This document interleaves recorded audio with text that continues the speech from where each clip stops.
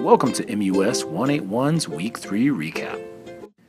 In Week 3, we discussed music publishers, types of publishers, how publishing makes money, and specifics about how music publishing makes the music world go round. So let's start talking about music publishers.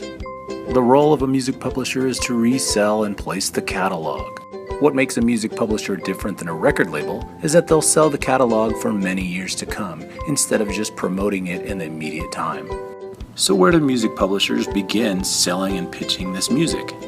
Music publishers will establish licensing for sync, for placements such as TV, film, and video games. Publishers will also license to printed music forms. In addition, music publishers like to make direct deals with radio stations for promotion and marketing. They also seek out opportunities to make deals with electronics companies so that when you buy a new phone, it may be preloaded with their particular catalog. Ringtones are also an additional means in which the publisher can make money off a catalog. Music publishers can also make sponsorship deals directly with merchandisers. But there are other roles that music publishing plays. And that brings us to administration. Music publishers do several things in the administration vein, one of which is to make sure all parties are paid correctly. This is done by ensuring all copyrights are filed, and everyone who has a hand in the work is registered correctly with their PRO. As part of the administration, the publisher is responsible for tracking all revenue streams. The publisher is also responsible for clearing the licenses that are requested of them. Which brings us to the Harry Fox Agency.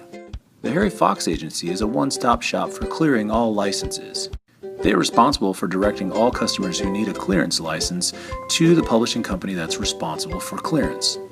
And of course, when I say clearance, I mean 1. An established right to reuse something from a previous recording, and 2. Some sort of established fee that will be paid for the license itself. Now, sub-publishers are those in foreign territories that essentially report to the direct publisher.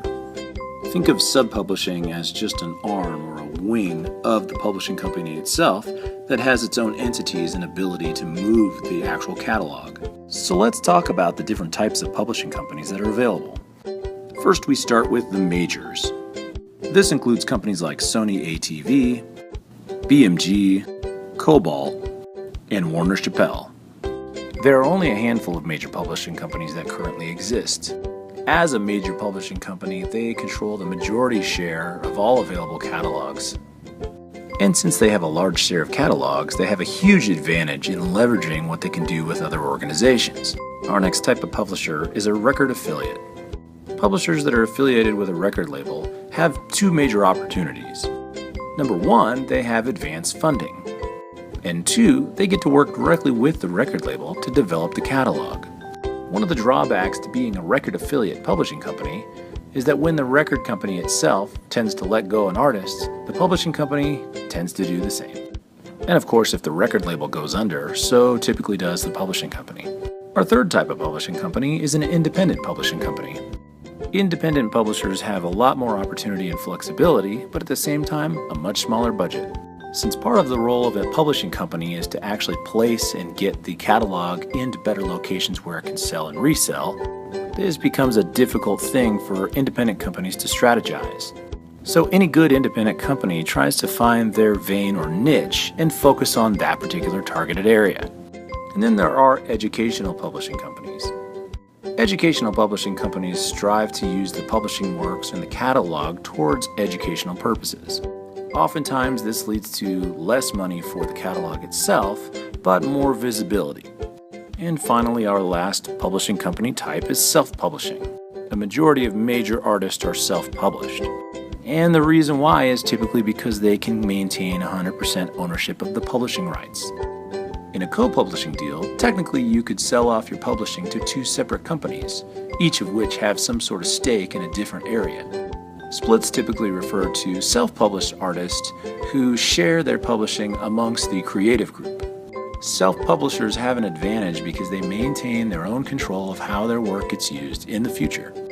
The real major downside to self-publishing is that there's typically no financial backing or support in promoting their particular works.